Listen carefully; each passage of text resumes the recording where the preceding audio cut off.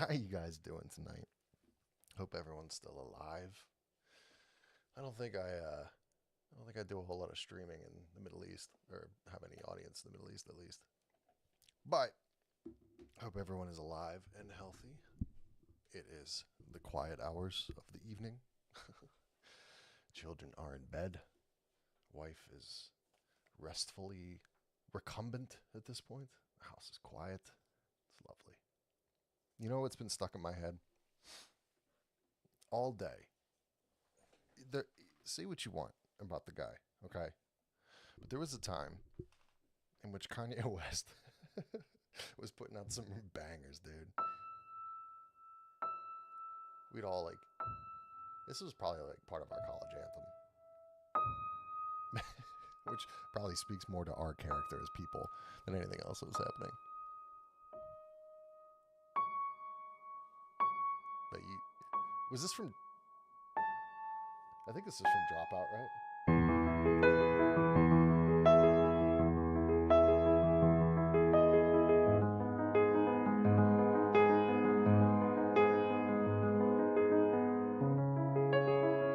And then, yeah, I was humming Brothers in Paris, which at work is probably not the best.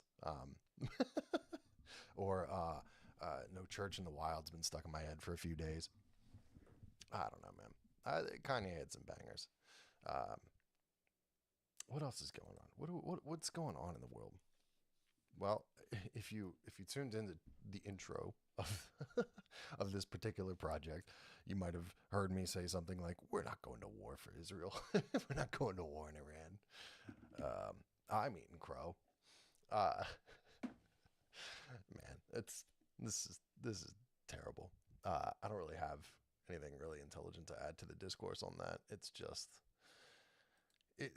The interesting thing to me is that it seems it's a very odd thing for a guy like Rubio to just come out and say we're going to war for Israel. Like they forced our hand. They were acting a fool in the Middle East.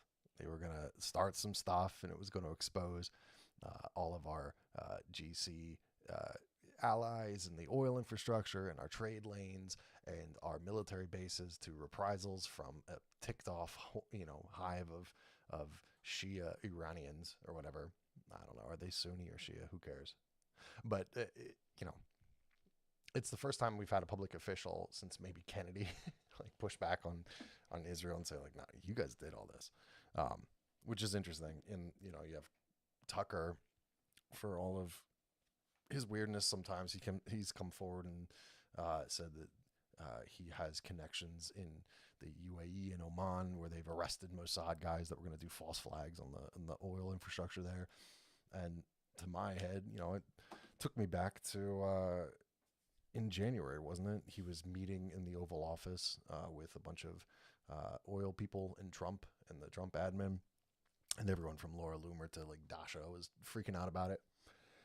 So I don't. Maybe Tucker actually has some insider baseball knowledge on that and is speaking with a voice that's not entirely his own on this subject. Maybe that's all copium. I'm just trying to find the red pill in this war.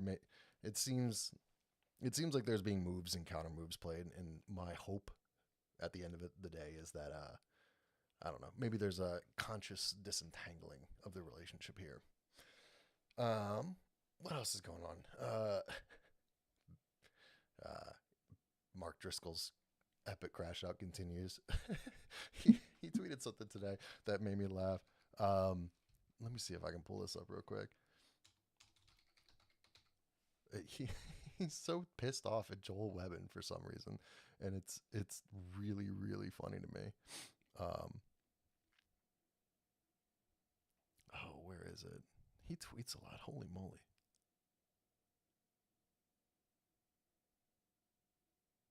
Wow, this guy tweets a lot. Hold on. Hold please. I know it's here. It's got to be. Unless he deleted. He might have deleted. Interesting. Yeah, it was Driscoll tweeted an entire stream recording of Joel Webbin's defense of Mark Driscoll. It was just like the only. Oh, here it is. Here.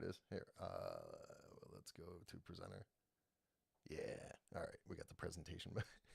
it's literally just an entire stream from Joel.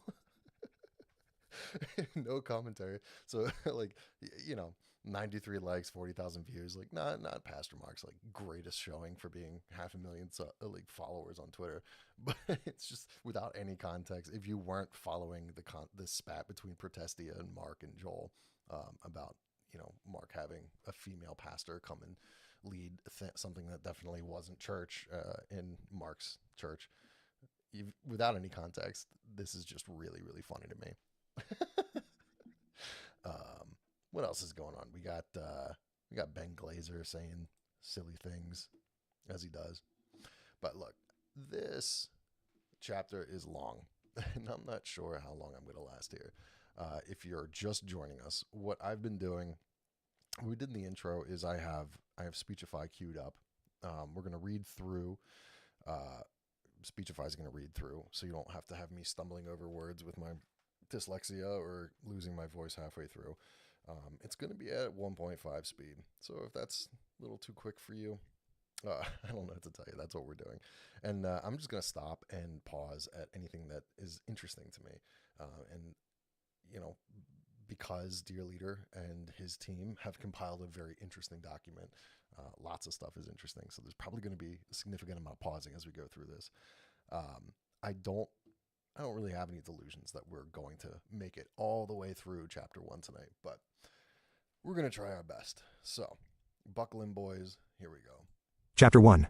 Reformed Political Theory.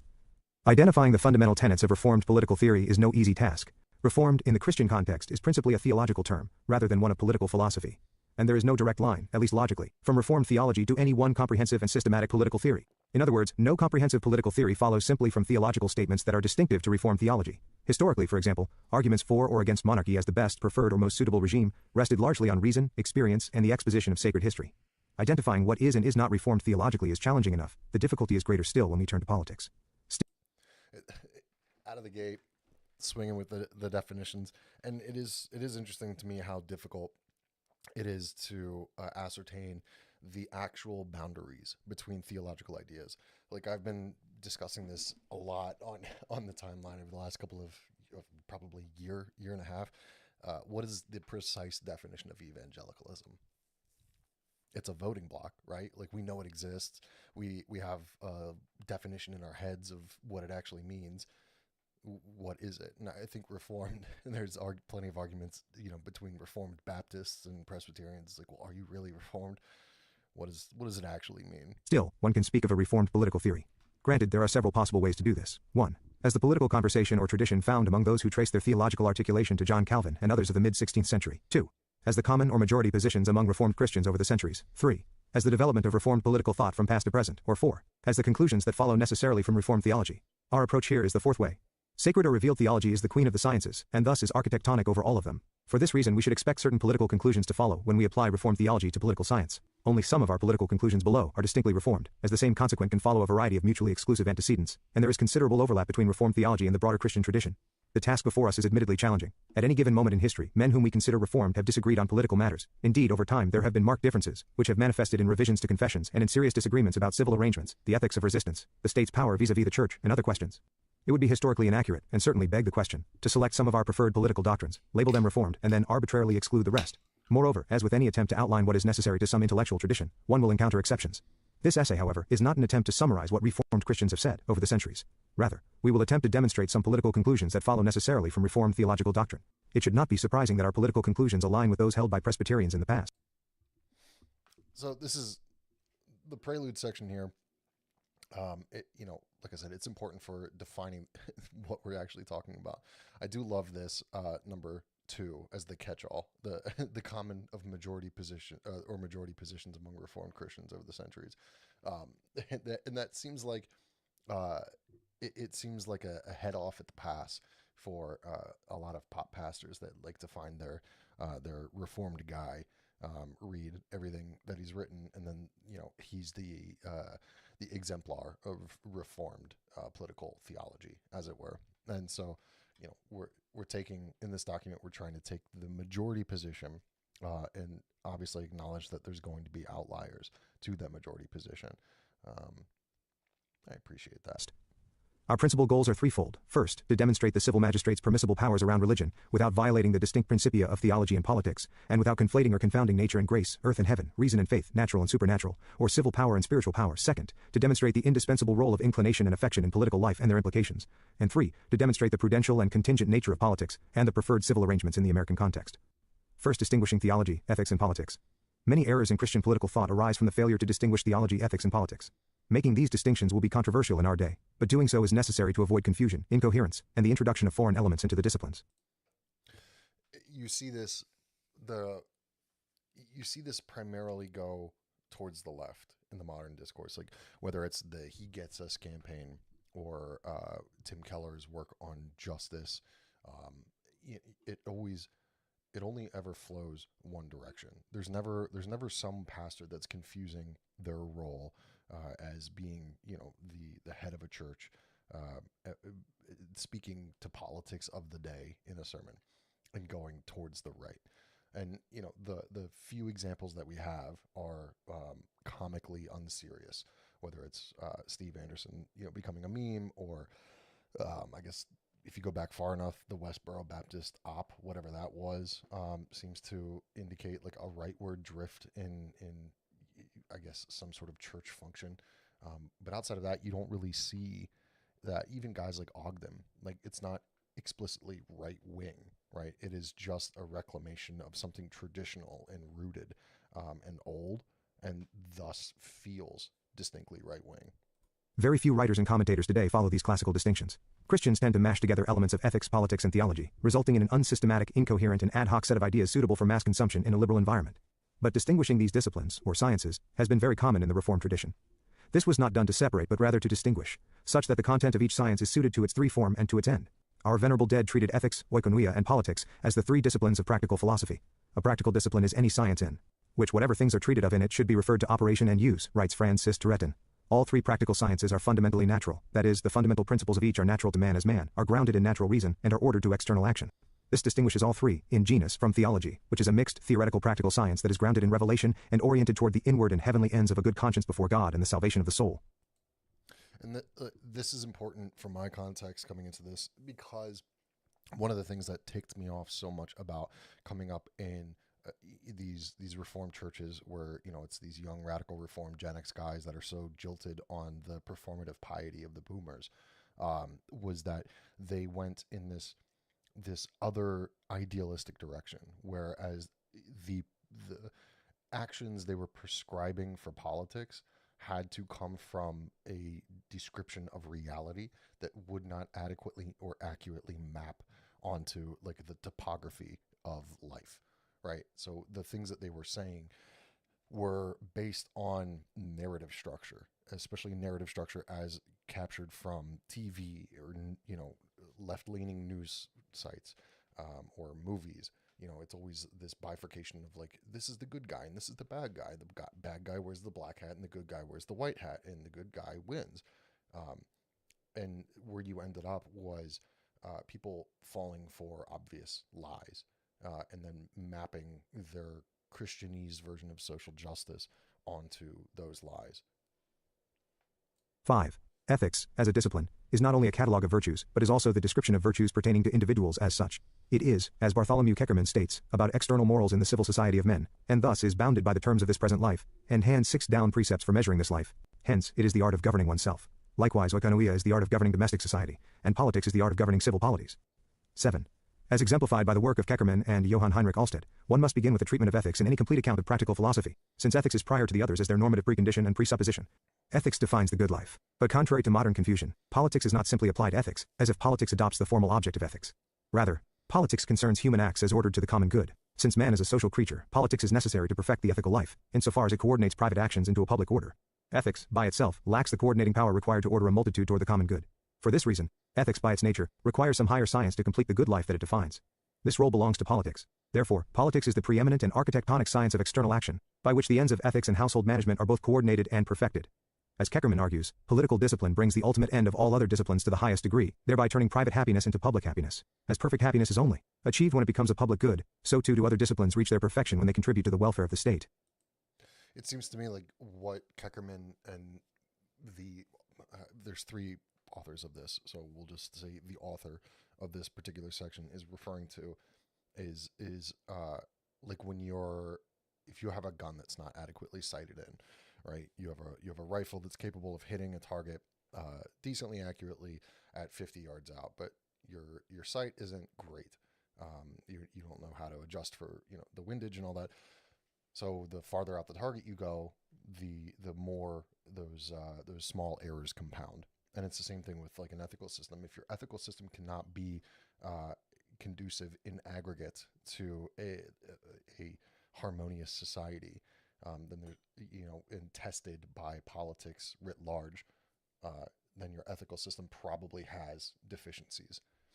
And it's like one of the big complaints about libertarianism, right? Is libertarianism seems great in the individualized, atomized setting, where people are generally held accountable to the consequences of their own actions, but in aggregate, you end up with a lot more chaos and this anarchy that's supposed to be governed through some mix of like Hoppian social contract and like legal agreements. So yeah, I hope that's what the authors are getting at. I'm exposing myself here. The nature of practical philosophy denies the separation of the individual and the communal. This role for politics is similar to the modern idea of communalism, defined as a particular moral vision wherein human flourishing is to be pursued through familial and communal shaping 9 of the individual. The most significant deficiency of liberalism is that it compartmentalizes the practical disciplines and treats public order as procedurally neutral with respect to the higher goods. Indeed, in liberalism, ethics is architectonic over politics and the family. However, a better understanding of politics, and one that is consistent with both the Protestant and early American political traditions, affirms that a well-ordered civil community completes both the individual and the family as to their external ends. Furthermore, the virtues treated in ethics appear in both household management and politics, but differently in that the virtues are inflected by each art's principles of operation, managing a household and governing a commonwealth. The liberality of individuals as individuals is not the same as the liberality of civil rulers acting in their official capacity, just as ordering a household is different from ordering a multitude of households. Individuals should exercise mercy, but political rulers exercise clemency. Civil rulers have the power of the sword to be active terrors against wickedness. In contrast, individuals in their private capacities may be passive or reactive terrors only, and only in particular situations. The difference, then, is that while ethics informs the political art, it does so only antecedently to the form and end of politics. Expressed negatively, whatever you might conclude about ethical virtue does not eo ipso describe the political virtues or the virtues of public persons. What you ought to do, simply as a private person in a given situation, is not necessarily what a political ruler ought to do as ruler. The duties of individuals are not identical to those of public officials, as officials, who are equipped with the sword to suppress what is evil and promote what is good. And that's one of the key defining features of living in a society, right? That, the old meme, we live in a society. It's because the consequences of actions in aggregate compound. So, I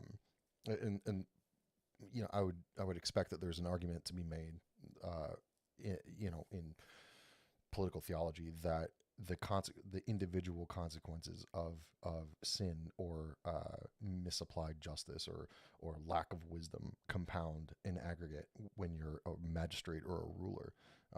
Just as like the man is the head of the house and he's responsible for the well-being of the house, you have this patristic character in the magistrate that is effectively supposed to be the father of this these multitude of households, and it's a totally different categorization for how you're supposed to be able to interact within those two defined spheres, right? Like the limits of your available options as a head of household as you interact with other heads of household are rightly restricted, right? Like you can't just go to war with your neighbor because you want to steal their alpacas or something, but a magistrate could based on just war theory, determine that there is a national neighbor that needs to be invaded for one reason or another, or some sort of preemptive war. It follows from this that private persons in a democracy, that is citizens, do not violate ethics by calling upon public persons to act according to the virtues and powers suitable to public persons. If good citizenship in a democracy requires communicating ideas for public order, virtue, justice, and peace, then citizens may call on civil rulers to act in ways that would be unethical if performed by private persons. A private person cannot convict and execute a murderer, for example. We too often conflate ethics and politics by reducing politics to applied ethics. While it is true that politically virtuous statesmen are ordinarily virtuous individuals, this speaks only to an antecedent condition for the proper exercise of political virtue. Relatedly, the Apostle Paul says that managing one's household well is a qualification to be an elder in the church. But managing one's household well is proper to church eldership antecedently, rather than formally and essentially.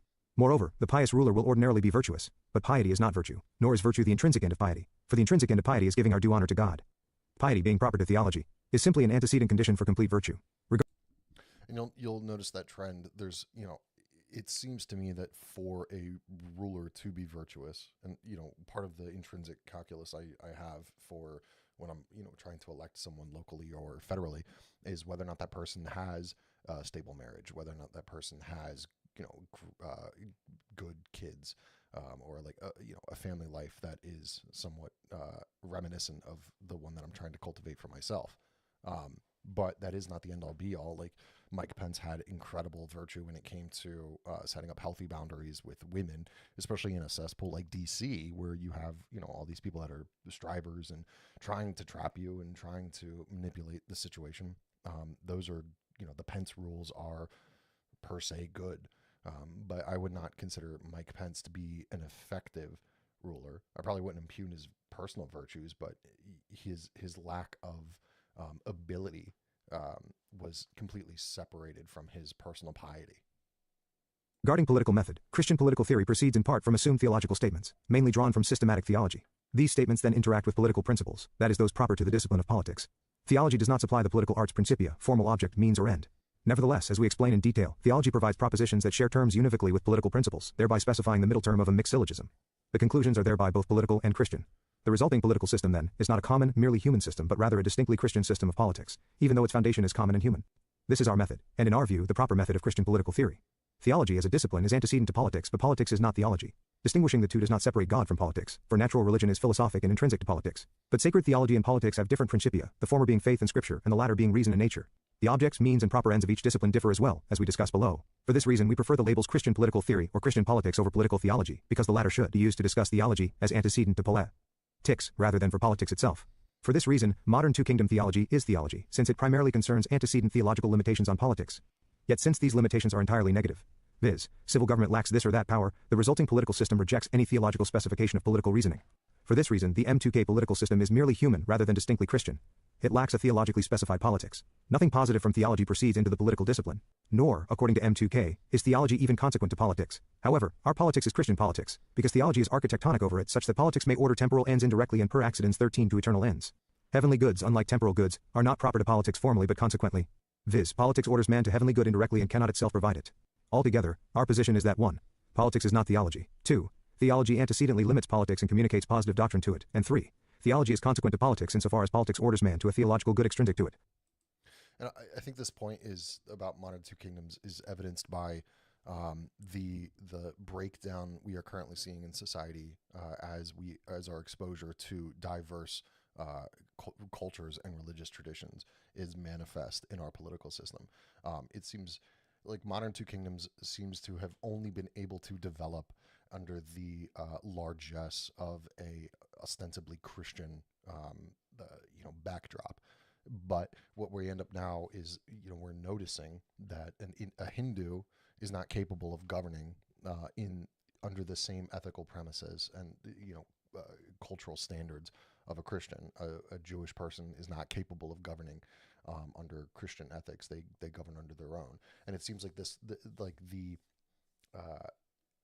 the fundamental political backdrop of an individualized actor within our democratized system is going to be whatever their foundational ethics are.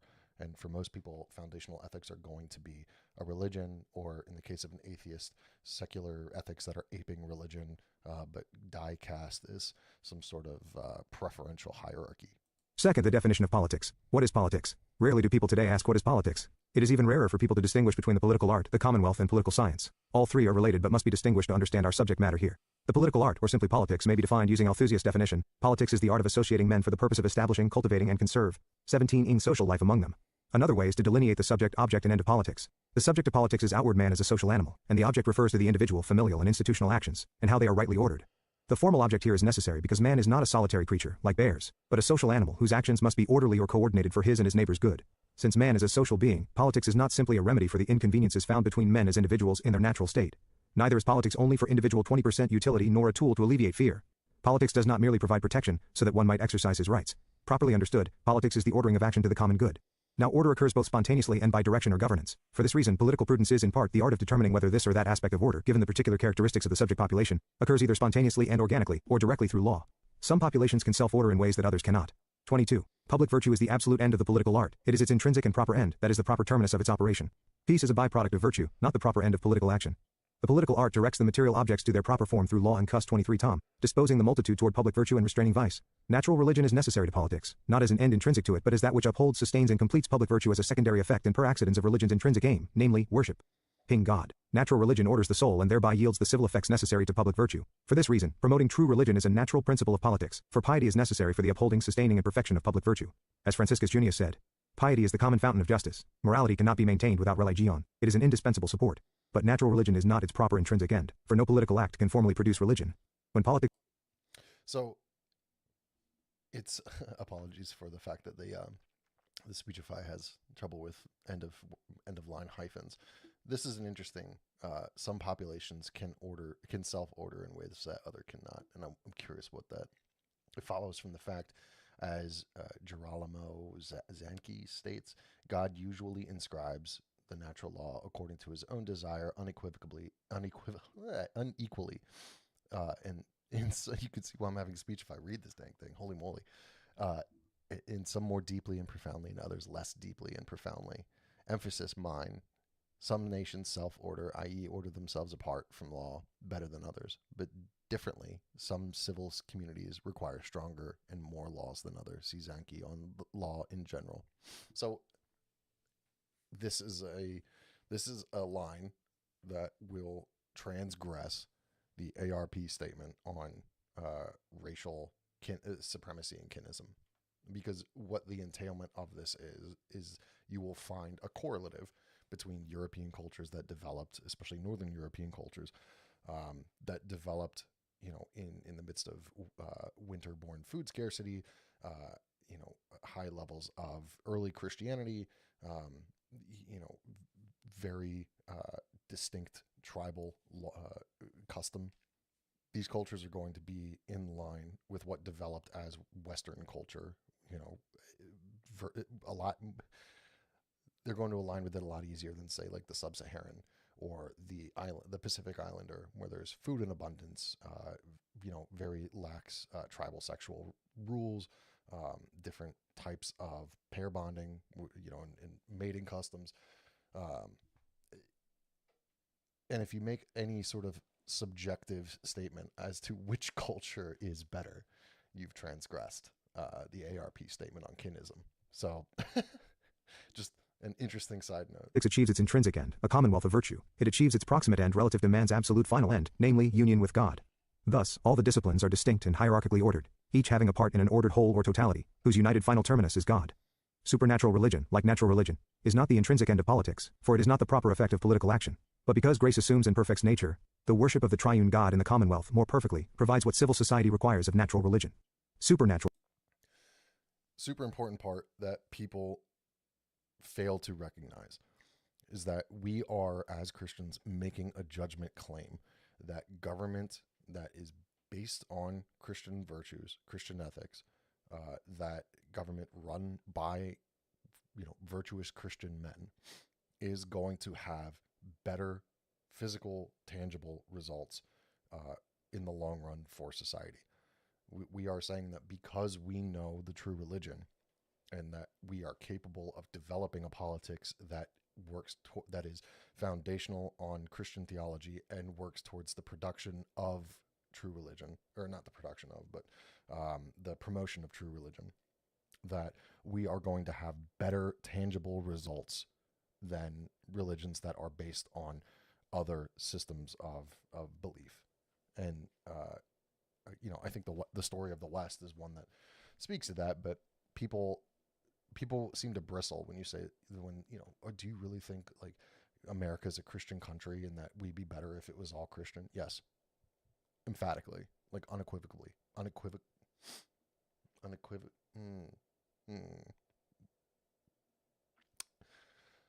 without equivocation. I do. Yes. In fact. Natural religion and natural religion are conjoined in such a way that fulfilling the former fulfills the latter. Hence, the commonwealth receives from the church the necessary foundation of virtue, namely, in the civil effects of the churches, spiritual ministry. For this reason, the magistrate has a natural duty to promote supernatural religion, since true religion is necessary for public virtue and the complete good of the commonwealth. But civil power relates to this supernatural good only negatively. The civil magistrate cannot coerce faith or confer grace, but he may restrain public impiety and secure the church's peace. This is how kings kiss the sun.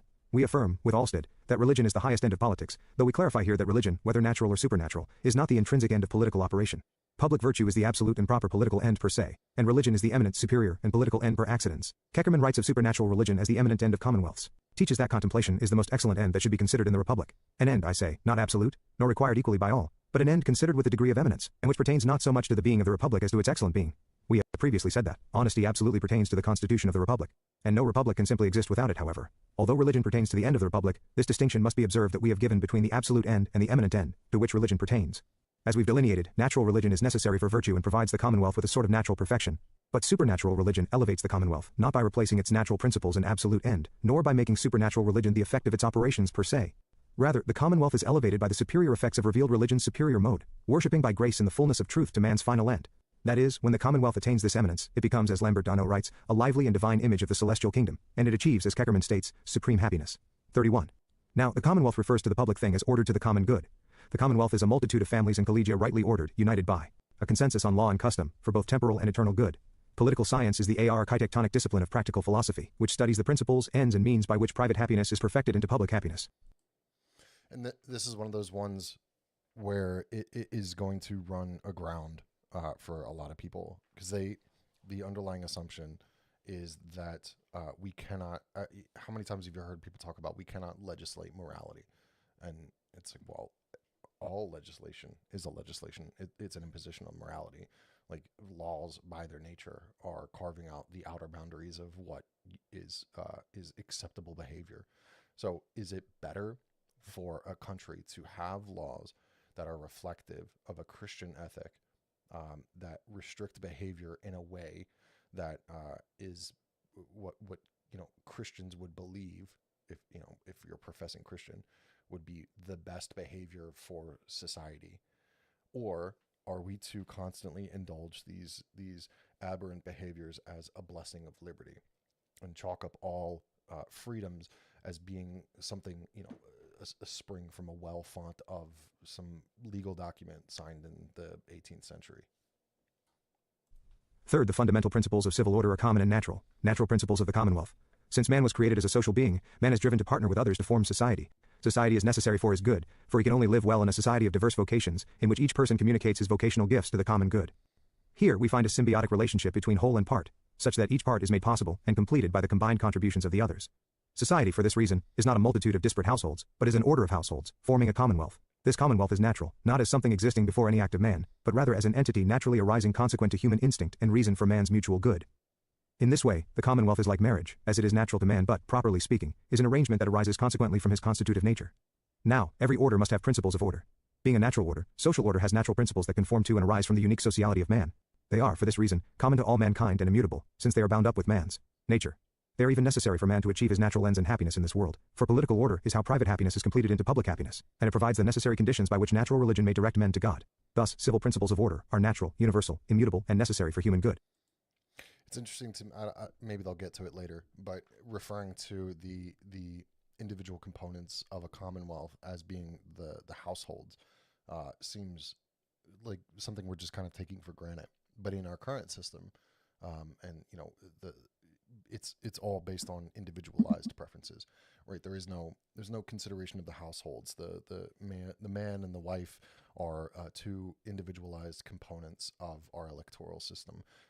The single man living licentiously, for visiting bathhouses and whatnot, is afforded the same the same constituency as a man that has a wife and kids. There's no preference for a unit of a compositional unit of the Commonwealth that has a future, right? Like the people that are producing the most amount of steak in the country are reproductive pairs. And unfortunately, in our country, there's a disparate fecundity between married heritage people and newcomers, it seems. But it seems like there's an argument to be made that the most fecund people are the heritage people that are in touch with a religious tradition and have an ethics that drives them towards reproduction. So um, it is, I think, natural for people to bristle at the idea that there is, within a Christian polity, we would envision that households are the primary components and not individuals. Furthermore, these principles remain the principles of social life in all spiritual states of man before glory, the states of integrity, sin, and grace. This is because any movement from one state to the other does not cause a substantive change in man's constitutive nature. Man's social life suffers corruption, but the fundamental natural principles remain the same. Post-lapsarian coercive power, which God grants to civil authority, neither introduces new, adventitious principles of order nor new civil ends.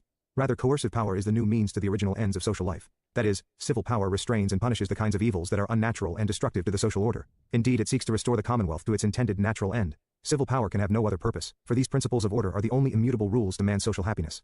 What is crucial to understand is that neither the fall nor grace changes the principles of social life. These principles flow from the created nature of man as man. Whatever is good for social man in the state of integrity is also good for social man in both the states of sin and grace. Now, some goods were added when sin entered the world, such as medicine. These are not good. Absawa. 37. These natural principles can be either primary or secondary laws of nature, the latter referring to the law of nature. Absolutely, for they flow not from created nature as such. We're going to skip the footnotes unless it's something that's particularly interesting to me. But from the post-lapsarian demand to suppress vice or misery. They are good relative to the presence of sin and misery and in alleviating their effects, and their purpose is to restore what is absolutely good. In other words, these relative goods have their end in restoring absolute goods. Medicine, for example, seeks to relieve us from the miserable effects of sin, and to restore something good in itself, namely, health. In the political context, examples of this include penal codes, labor regulations, and militaries. All of these would be unnecessary for human societies apart from sin. We can approach the above argument in another way, by considering that the natural law, or God's moral law for man, regulates all of social life. The natural law is the only rule to man's happiness in this life, including his collective happiness in society. According to the Reformed tradition, this law remains the standard of, and rule to, righteousness and happiness for man in all spiritual states. No principle is added, abrogated, or superseded. Thus, the most fundamental laws through which societies are regulated do not change. The civil sword restrains sin and promotes righteousness, to the extent possible in a fallen world, so that man might live well. Yet the civil sword, when it punishes, is but an ordained means to the same immutable natural ends of man as a social being. It follows from this that Reformed political thought cannot recognize any added, adventitious principles or ends of civil order. Indeed, Reformed politics must be fundamentally natural, for politics is the ordering of society according to man's nature. As Keckerman states, politics pertains to the law of nature. 42%. No other worldly or heavenly principle may be introduced into politics. It's an interesting idea that politics, the ideal politics is a restorative politics into which the behavior of men are incentivized and regulated to the point where we are most in line with a theoretical state of a civil polity pre-lapsarian. Like what, they give the example of medicine where, a perfected body, a body without any disease is the ideal, homeostatic body.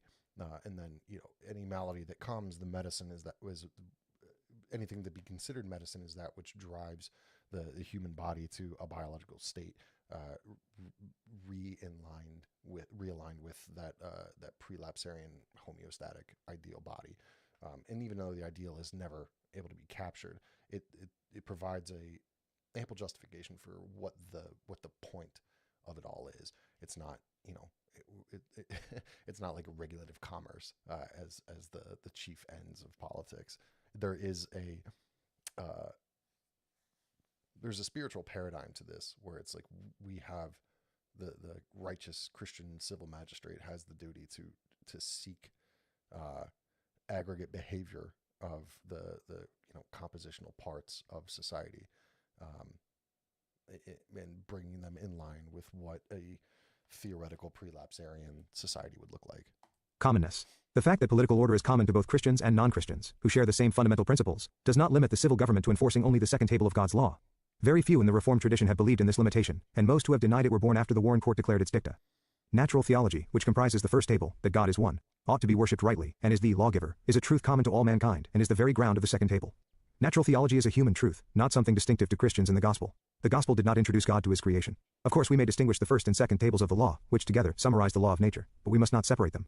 The imperative force of law as law requires the intellect and will of a lawgiver. Indeed, our duties to fellow man lack imperative force if we have no duties to God.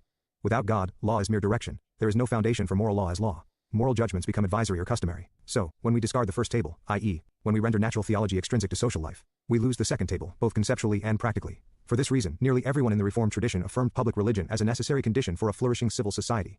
Piety promotes, secures, and completes virtue, and virtue is necessary for society to endure. In short, by the very nature of things, a happy society requires some collective belief in God. And you'll see the contrary example today, right? Like how many, if you have a Hindu or a Sikh belief system, or some other desert religion, are you more comfortable uh, participating in behavior that could be considered a scam? Are you comfortable lying to gain credentials? Are you comfortable lying on a CDL form to be able to drive and be an underpaid truck driver? Like scamming is ubiquitous in human culture, but it does seem that if you don't have the Western Christian background as a foundation for the moral law, it does seem like you're more willing to participate in see the behavior relative to like trying to find loopholes and skirt around that law. Moreover, what is common and natural is not opposed to what is special and gracious. If this were true, then God the Creator would oppose God the Redeemer, nature would oppose grace, and general revelation would oppose special revelation. But general revelation and special revelation are not separate bodies of knowledge such that they can contradict, for light does not oppose light, nor does truth oppose truth. Nor are they two incommunicable truth orders, despite having distinct modes of knowing. There is one object of truth and one reality. Indeed, special revelation is built upon the natural, for faith supposes reason. God revealing himself as triune does not reveal a new object of truth, but rather the same God under a higher mode of knowing. The God of nature is further specified by faith as Father, Son, and Holy Spirit. The role of special revelation in further specifying truths of nature is crucial to our method. For example, the first commandment commands us to acknowledge and worship the true God only. By the light of reason, we rational creatures ought to acknowledge and worship our Creator. In light of grace, however, the true God is further specified as the triune God, and thus we ought to worship the triune God only. By worshiping the triune God, one is not fulfilling a command of grace but rather a command of nature as further specified by grace. Thus, propositions of nature are not separable from propositions of grace as if they belong to separate orders of truth. Being part of the same body of truth, though distinct by the mode of knowing, they are mutually inferential. That is, they can form syllogisms in which one proposition is of nature and the other of grace, resulting in a mixed syllogism. For example, you ought to worship the true God only. The triune God is the true God. Therefore, you ought to worship the triune God only. In such syllogisms, special revelation further specifies the middle term, and thus unites a term of grace with a term of nature. In addition to theology, mixed syllogisms of this sort are operative in every discipline of practical philosophy, ethics, household management, and politics. Denying the possibility of such mixed syllogisms entails one of the following. 1. That there are separate truth orders. 2. That special revelation replaces general revelation regarding the objects of truth, or 3. That all shared terms between the general and the special are either equivocal or analogical. But this latter supposition is a gross violation of Reformed theology, and indeed, of all Catholic theology. It necessitates heresy, for in the statement Christ is fully man, the term man could not refer univocally to the man of nature. Thus, mixed syllogisms are permitted and necessary in basic Catholic theology. In Reformed political thought, therefore, valid conclusions can, in principle, follow from natural political principles and propositions of grace. For example, nations ought to acknowledge the true God. The triune God is the true God. Therefore, nations ought to acknowledge the triune God. Again, a truth of faith further specifies the true God and consequently reveals the God whom nations ought to acknowledge. In both cases, a proposition of grace validly fulfills a natural and common principle, and applying the conclusion in action fulfills a command of nature. Thus, even though the conclusion inferred is distinctly Christian, its application in political life proceeds from an intrinsic political principle performed by proper civil acts, which creates conditions conducive to worship. In doing so, politics orders civil life unto complete public virtue, its intrinsic end. To be clear, these conclusions are political, not theological, and thus they fall within the realm of prudence and contingency rather than absolute necessity. Necessarium in genera, contingens in specie. Furthermore, as we argue later, because civil magistrates possess a principled knowledge of supernatural truth, they are bound to such conclusions. It is helpful to put it in this syllogism because the point of what he was talking about here, denying the possibility of such mixed syllogisms entails the following. If you're putting your idea in a syllogism and the syllogism proves true, then the onus is on someone who is contesting the syllogism to prove an outlier or a negative. And in doing so, you'd have to attack one of these statements, right? One of the legs of the syllogism. The nations ought to acknowledge the true God. Is that true? Or the triune God is the true God. And for a Christian to attack either of these statements, they're probably going to go for the nations ought to acknowledge the true God. But in doing so, they would have to be able to find an argument from nature or from theology that says, no, like it is permissible for people to not worship the true God as a nation. And it's the more common tactic is to hand wave away acknowledging this with evangelical Christianese language and imposing some sort of duty to be winsome. The only coherent and proper method of Christian politics, therefore, is rooted in mixed inferences from the truths of nature and grace. This alone makes Christian politics possible, and by it, we may assume all that is human while still permitting the perfection of politics by the truths of grace. For this reason, one cannot appeal to the commonness found between Christians and non-Christians to refute the possibility of a distinctly Christian political order. What is common is made Christian through mixed syllogisms. One might avoid the implications of employing mixed syllogisms in politics by denying that any political principle shares a term univocally with truths of grace and thus forms a valid syllogism. In other words, one can affirm mixed syllogisms in principle, but deny that any sound conclusion regarding politics follows from the body of truth consisting of general and special revelation. Thus, no political principle of nature contains the term the true God, or any term of natural religion, and public piety has no perfective or supporting relation to public virtue. The true God is wholly extrinsic to the natural principles of politics, being only their efficient cause. However, most Christians today affirm the opposite for the other two practical arts. They acknowledge that principles of ethics and household management, by their nature, contain the true God. Praying to the triune God completes the individual's natural duty to pray to God. Family worship, when conducted by the Christian family, is Christian family worship. Yet these same Christians, while granting mixed syllogisms in ethics and household management, deny any such deduction for the architectonic discipline of practical philosophy, namely, politics. Being an architectonic art, however, politics cannot be a neutral space relative to the highest end of all subordinate arts. It is the order through which ethics and oikonomia find their completion. For this reason, it is incoherent to claim that the true God is absent from political reasoning while present in ethics and household management. Furthermore, as we argue, public piety is necessary as the foundation of public virtue, and thus the promotion of public piety must be a principle of the political art. I imagine he's going to deal with this, but the line of argumentation that I've seen normally is that there isn't, it's a reference to a lack of proof texts on specific political issues in the Bible. And, the Westminster Confession acknowledges, the general equity of Scripture when it comes to certain applications of laws and principles. But most of these pastors that have this underlying, what is the report calls it, like post-Warren Court rationale. It's an in-baked liberalism in which any claim that politics flows from a religious sentiment denies the rights of someone. So insofar as like there is no biblical proof text that requires us to have some form of wholesale prescribed Christian polity, and not everyone within our polity is Christian. Therefore, the Bible is silent, and you must just evangelize. And you'll always see the hand wave is the magic trick is, well, now you have to go and actually be a missionary to your community, convince them, and get them to acknowledge Christian truths. And then once we have revival and mass conversion, everyone will be Christian, and we won't have to worry about this anymore. As if everyone being, nominally Christian or even genuinely Christian would magically fix a political system without some sort of political philosophy behind it. Nature and grace. In Reformed anthropology, man, in his original righteousness, was created with natural integrity. This means that the rectitude of man's will was not a supernatural quality, but was an accidental and perfective quality created with man's substantial nature and essential attributes. Original. Righteousness was natural in Adam originally and perfectively, as Turretin explains. No supernatural quality was necessary to maintain man in his integrity, or to serve as a golden bridle to counteract the pull of concupiscence. By the natural gifts alone, man would be able to achieve his natural ends. Now, man's ultimate natural end is God in heaven, and with his natural features, man knew to look heavenward in worship. However, he was unable to achieve the beatific vision. Natural religion, therefore, is both natural to man, and is oriented to the being above and beyond nature. Now, worship is the highest exercise in man's reason, and pure worship is the greatest display of integrity. It is an error of Rome to claim that concupiscence is naturally present but suppressed by some higher quality. But it remains the case that man must exercise reason to direct and control the passions. The soul must actively exercise dominion over the flesh. The sensible goods are actively subordinated to the spiritual goods of the soul.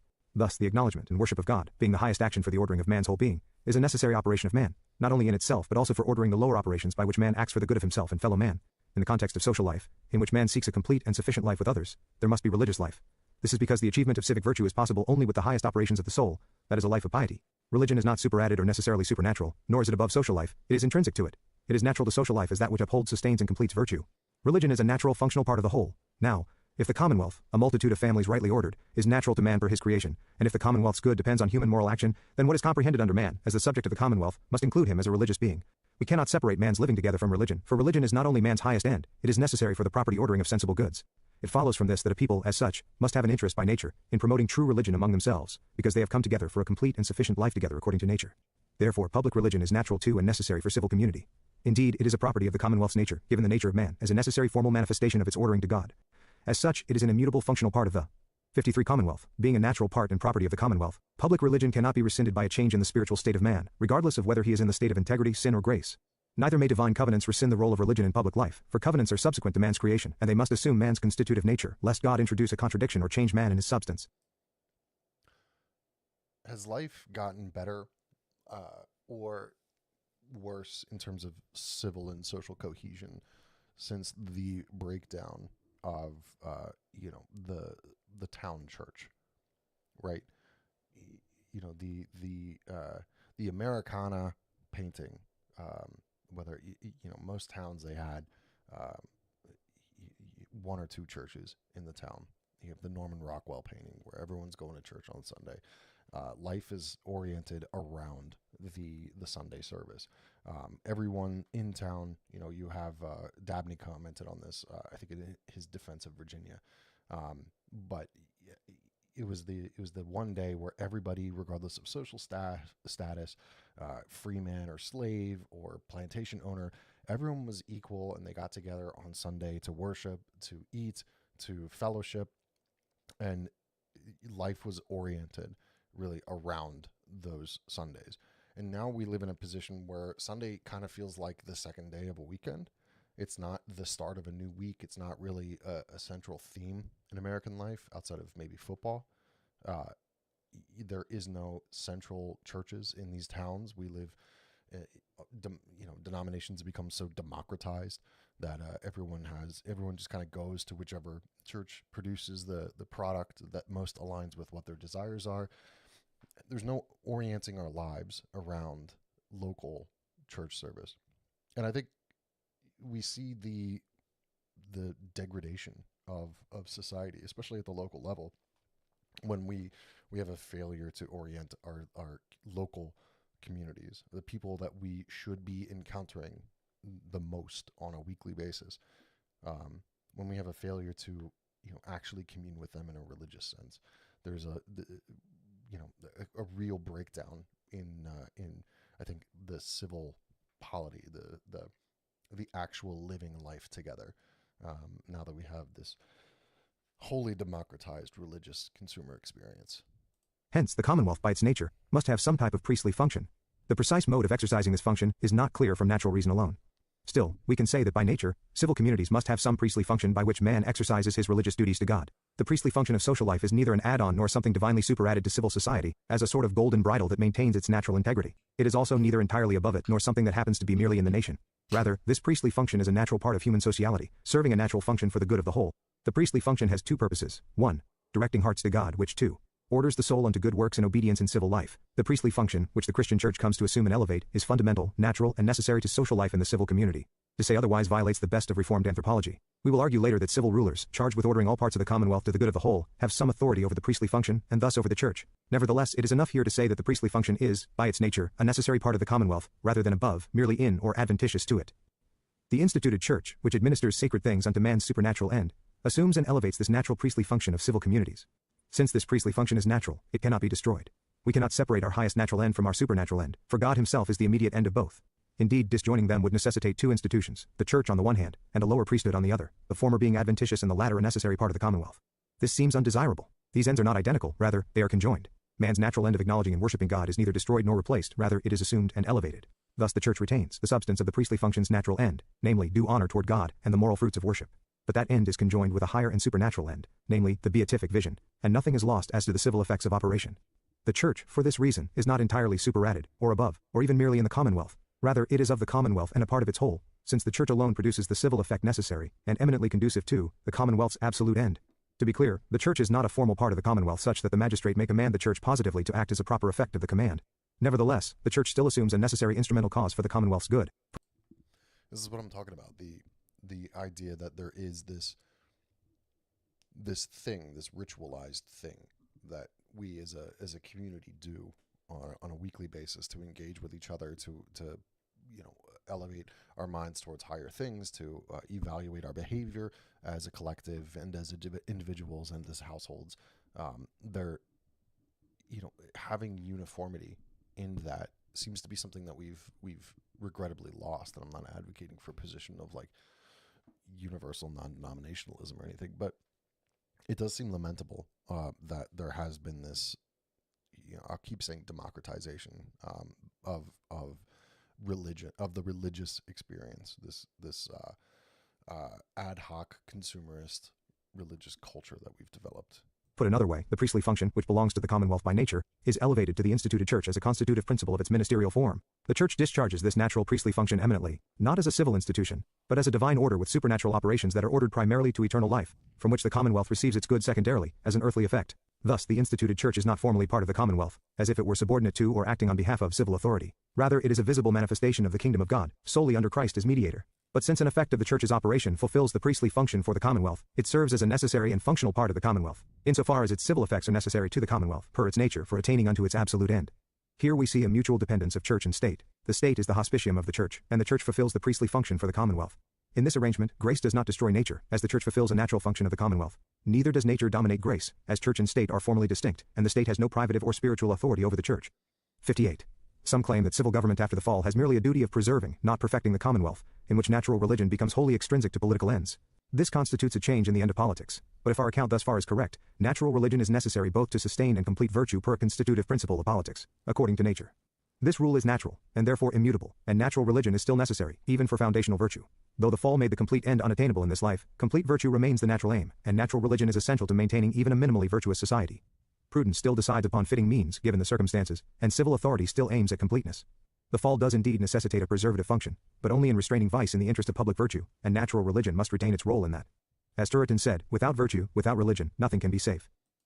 This is a point that, don't cringe at me, but this is a point people like Andrew Wilson make when they're debating Christian ethics, is that the idea of a non-religious ethical system, something that is based wholly on, some sort of pre-existing structure, some secular structure, it all boils down to a question of personal preference hierarchies.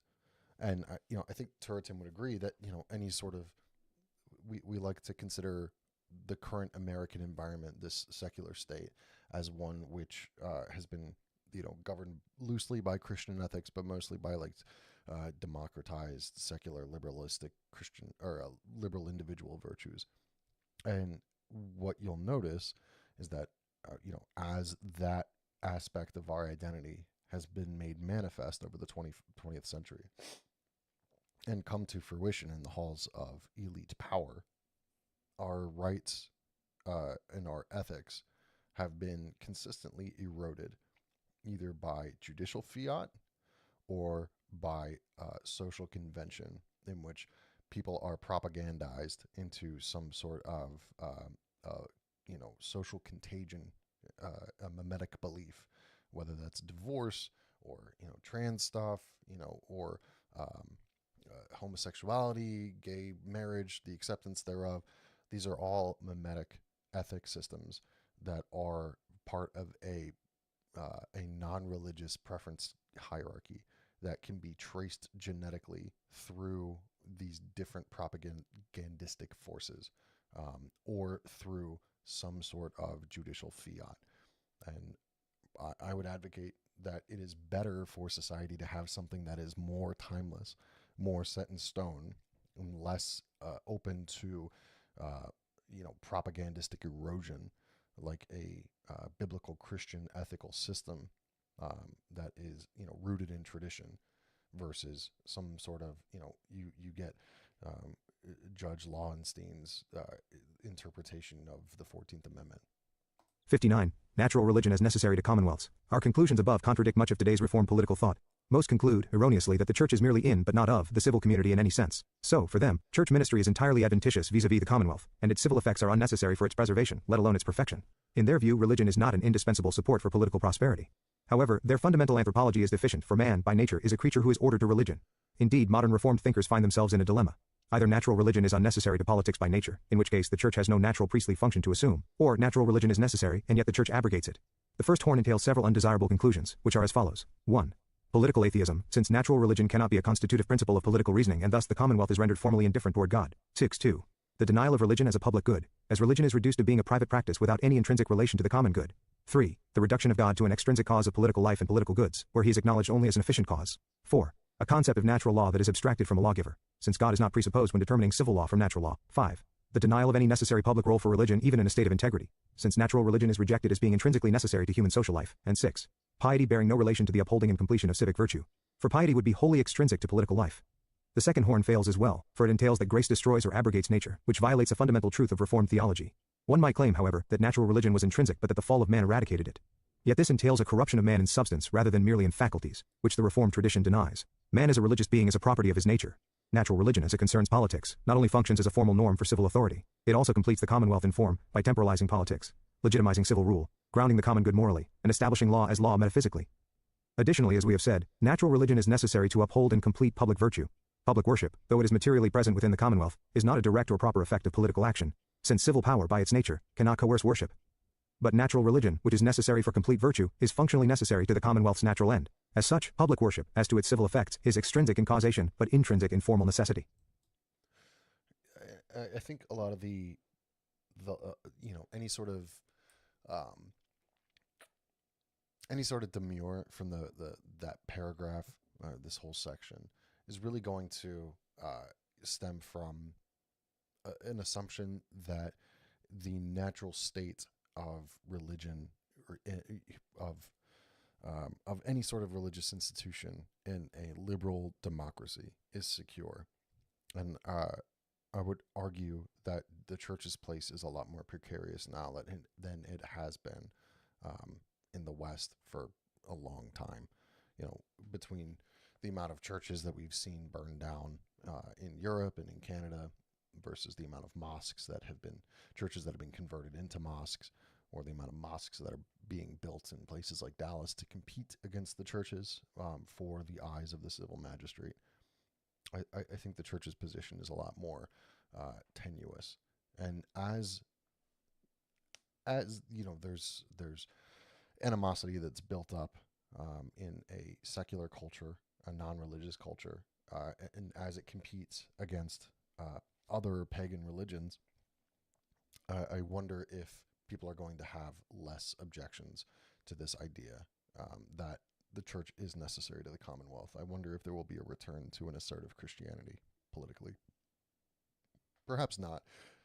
I would imagine there's a significant cohort of pastors that look forward to the day when they can claim to be truly repressed and opposed. We already have people that have these persecution complexes that feign persecution in order to bolster their piety, suffering for Christ and such, when in reality, their suffering is minor. But is it a good unto itself to increase the suffering of the church in America? The magistrate's cognizance of true religion. Though forgotten in our day, the idea that the duties of civil rulers concerning true religion are natural to their office was central to the Reformation. Indeed, this idea was not only central to its success, but to its very theological system. The Roman Catholics were the first secularists, as they insisted that magistrates must receive their marching orders concerning religion from commands of the church. According to papists, the civil ruler lacks competence in true religion, and thus must follow the church's command. The pope may even punish and depose magistrates.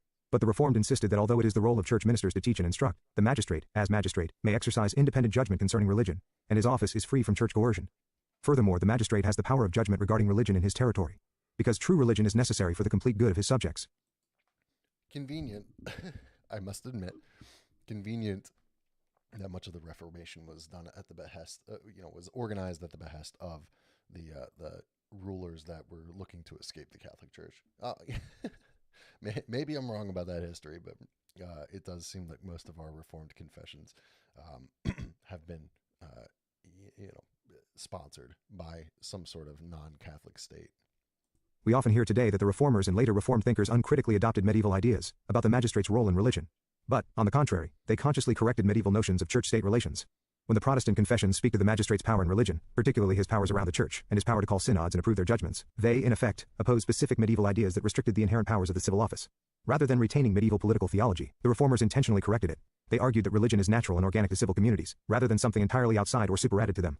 Ironically, modern versions of two-kingdom theology, popular among Reformed theologians today, offer church-state notions similar to those of the medieval church. M2K is a secularist political theology, because it denies that civil magistrates are competent in matters of religion, but it also rejects the papacy, an institution that might direct and command the state in matters of supernatural truth. Thus, the state, by their logic, lacks any pled competence regarding man's religious end, and there is no higher power on earth to direct them. The question at hand centers around whether civil magistrates may have principled directive knowledge of supernatural truth. We insist that they do, for the following reasons. 1. If our highest natural end is conjoined with our supernatural end, such that fulfilling the former requires us to fulfill the latter, and if the commonwealth by its nature requires that the people seek their highest natural end that it might procure the necessary secondary effects of worship, then the magistrate as magistrate must be capable of knowing supernatural religion and must order his people to it. For when any end is granted, the means to the end are granted as well, and the natural end here is exclusively conjoined to the Christian religion. Thus, the magistrate must have a principled cognizance of our supernatural end, so that he might order his people to their conjoined natural end, and thereby meet the natural needs of the commonwealth. 2. Having the rights of majesty, the magistrate brings order to the intercommunicating parts of the city to procure tranquility, sufficiency, and perfection. Now, the church is a necessary part of the commonwealth with respect to the civil effects of its assumed function, as argued above. The church achieves this only by fulfilling its formal operations, which are supernatural and are directed to a supernatural end. It follows from this that the magistrate must have cognizance as to which religious institution is indeed supernatural, so that he might support and promote it for his people's good. And if he has cognizance of a supernatural institution that is formally distinct from the commonwealth, then nothing precludes him from knowing its supernatural means and end. Indeed, knowledge of such things is required, per the first argument. 3. If the magistrate as magistrate can sufficiently appeal to Scripture for civil matters pertaining to the second table, then he may have principled knowledge of the supernatural truth contained in Scripture. Any sufficient appeal to Scripture to attain some truth, whether the truth is in itself natural or supernatural, is made via the mode of faith. Because the mode of faith is granted to the magistrate, he has principled access to all truths above nature in Scripture. Having access to, and principled knowledge of, supernatural truth, the magistrate as magistrate may know the minor premises of mixed syllogisms, and since he knows them, their conclusions follow for him, and bind him in political action. And if you don't have the collaboration between the church and the magistrate, it seems obvious that you can end up with a system where the scriptures are known by politicians, by magistrates, but abused because there's no generalized consensus upon the interpretive value of a given tradition or denominational exegesis, right? Everything is, like I said, democratized. So you end up with politicians quoting scripture in completely incorrect ways. How many times has someone like Elizabeth Warren quoted scripture, or some Democrat that's pro-immigration and pro-abortion and all these things quote from scripture to substantiate their principles that are antithetical to any sort of Christian traditional orthodoxy, but are in line with more libertine and liberal interpretations of whatever this cult of God is love that has spawned out of American evangelicalism. Although the magistrate ought to support and promote the church, which administers the highest good, he is not subordinate to the instituted church. That is the case for several reasons. 1. His powers are from God as creator and derive immediately from the people, and he operates according to natural principles to an intrinsic natural end. 2. The office of clergy has no unique gift for making political judgments from political principles. 3. All theological judgments for the commonwealth have civil effects, which one discerns by political prudence, not via spiritual gifts. 4. The power of the church operates persuasively, not coercively. It can exhort, not compel, bodies. Since the magistrate as such acts outwardly, and since ministers lack any means of outward coercion, the magistrate is not subordinate to them in relation to his office. Thus, for all these reasons, the magistrate as magistrate is not subordinate to the church. I think we've been going for an hour and 11 minutes. I think we're going to call it there. One thing I've been rereading Acts, and it's one of my favorite books, between Acts and Ecclesiastes. Those are my two favorite, but only because I had an emo stage. One thing that really struck me in Acts was that there's this repeatable pattern that Paul exhibits in his missionary trips that seems to kind of go completely unaddressed when I've been present for pastoral exegetical journeys through Acts. And chief among them is that Paul has a habit of he goes first to the synagogues, which makes sense, right? Because they've been waiting for their Messiah for 6,000 years or whatever. He goes to the synagogues where these Hellenistic Jews are and says, hey, Jesus came, rejoice. Like, here's the gospel. Here's what Jesus did and what he said, and you guys should believe. And then the next place he would usually go is to the elite of the city-state that he was in. There was let me see if I can pull this up.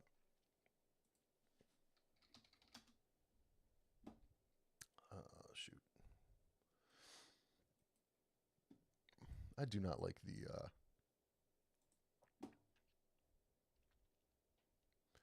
I don't like the ESV website.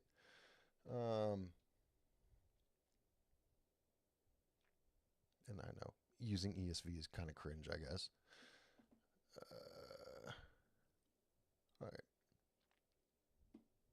Yes. So they went to Paphos and came. They went from Paphos to Perga in Pamphylia. John left them and returned to Jerusalem, and then they made their way up to Antioch in Pisidia. Here, let's see if I can present this. Yeah. Wait, hold on. Let me give you a little more.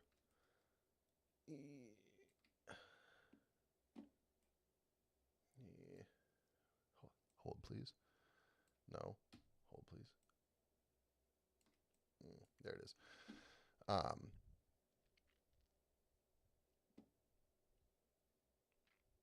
so Paul gives the gospel to the Jews, and uh, the next Sabbath, almost the whole city gathered to hear the word of the Lord.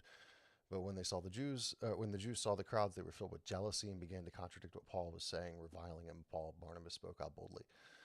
For the Lord has commanded us, saying, I have made you a light to the Gentiles, that you may bring salvation to the earth.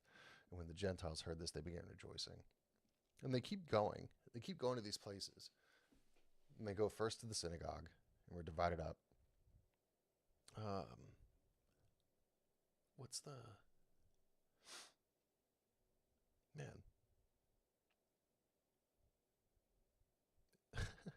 I'm sorry, I didn't have this prepared at all. Whatever. The story was about how they came to the prelate. I believe is what it was called. Brain's not working tonight, but they show up in these city states. They end up like ingratiating themselves to the local non-Jewish elites, whether they the merchants, the Roman governors, and all that, and it, these significant conversions happen, and then there's the next step is the Jews become jealous, and it always struck me as odd. Why would if I'm Jewish and I'm living in Antioch, and this guy, this Roman Jewish lawyer shows up with his buddy and starts talking about Jesus, and like one, probably not the weirdest thing to happen in synagogue that week, right? I'm sure there's plenty of other weirdness happening. You have all sorts of messianic cults arising in the first century, many of which were suppressed heavily by Rome. But you, and why would I care if this guy ends up going out and saying like, hey, converting Gentiles? Like if I'm a Jew and Gentiles stop believing in Apollo and instead believe in Jesus, how is there any skin off my back in that?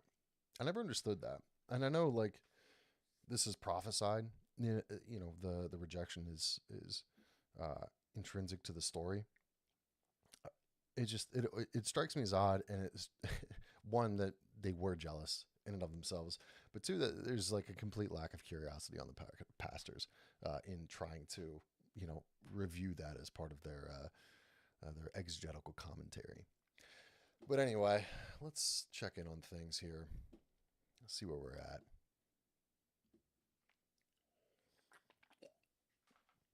A little bit of sip of the silly juice. Hope you guys had a good evening. I've appreciated you. In any case,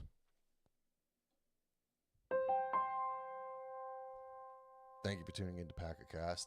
We're going to do part 2. Maybe Friday. Yeah, probably Friday. Lots of stuff going on this week. Part 2, chapter 1, coming Friday, probably. Don't hold me to that. I'm not